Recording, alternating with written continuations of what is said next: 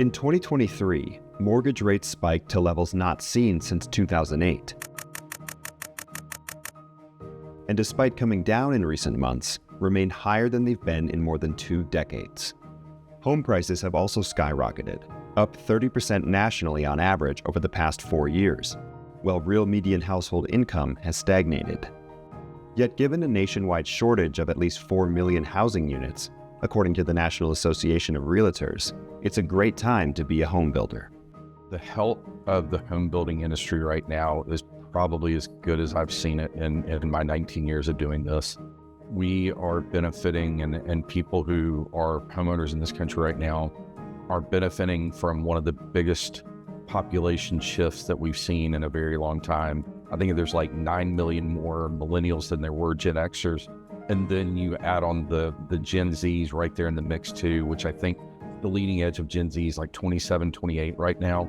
So you have this amazing amount of demand for housing, and we just can't build them.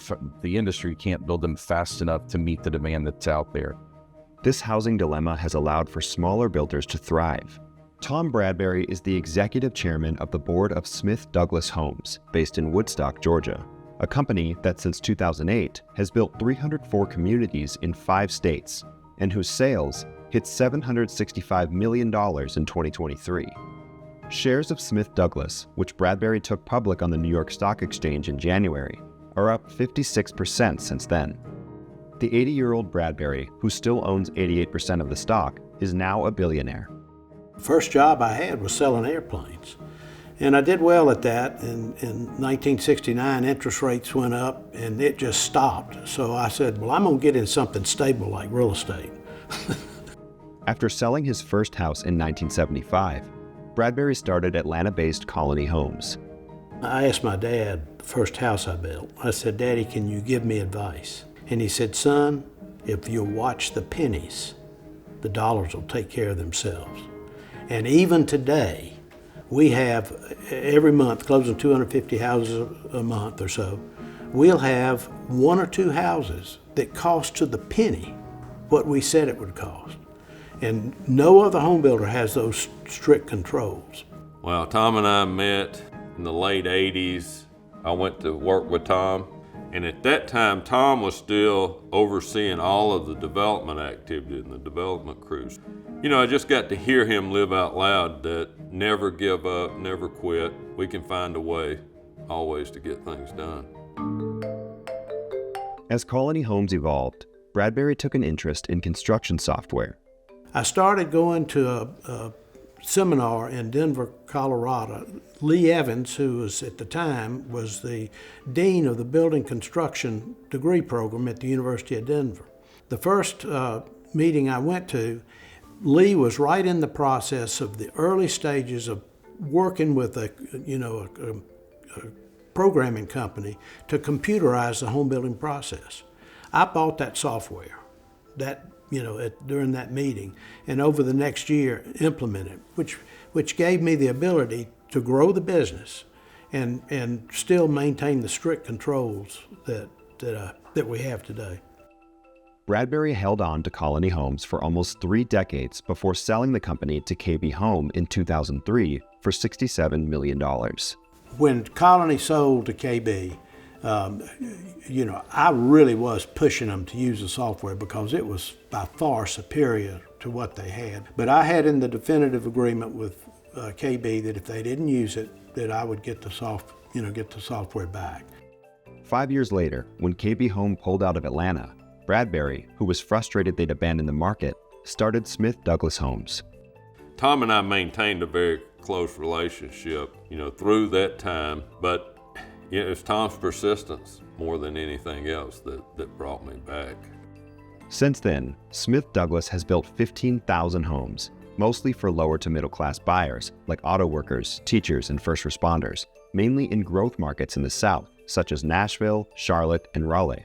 If you think about what differentiates Smith Douglas from their competitors and some of the other builders, public builders as well, I think it's being able to give people a home that's priced at or below the FHA limit and give them some optionality in the home. In In July 2024, Forbes had the opportunity to visit Smith Douglas's build site in Cartersville, Georgia. How long does it typically take to build these sort of communities that we're in? I'm seeing probably close to 50 houses right now, but how long does it take to build out these communities? Well, the length of time to build a community out depends on how large it is. Yeah. But our average cycle time across the footprint is 59 days. Mm-hmm. And we've got a goal to get that back down to 47 days. And Greg and I were in the home building business earlier. We sold a company called Colony Homes in 2003.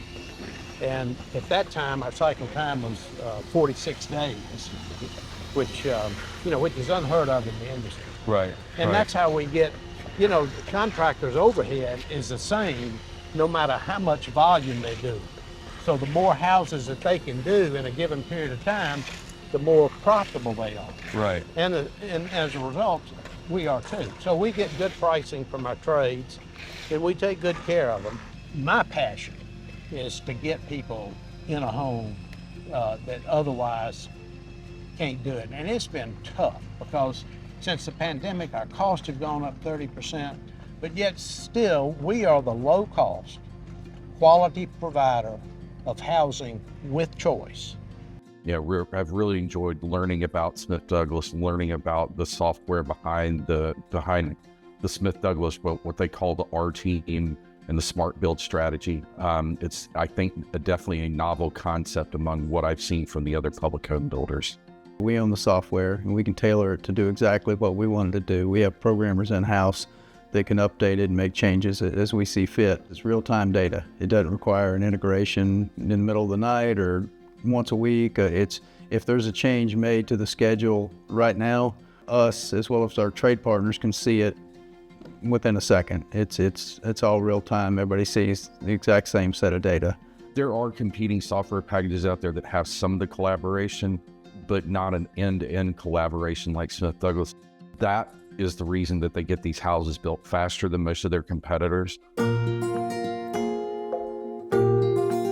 In 2019, Greg Bennett was promoted from Chief Operating Officer to President and CEO of Smith Douglas Homes. Closing in on 50 years I've been in business, I know most of the operators. I've seen them. I know what tools they have. I can tell you Greg Bennett is the best operator in the space.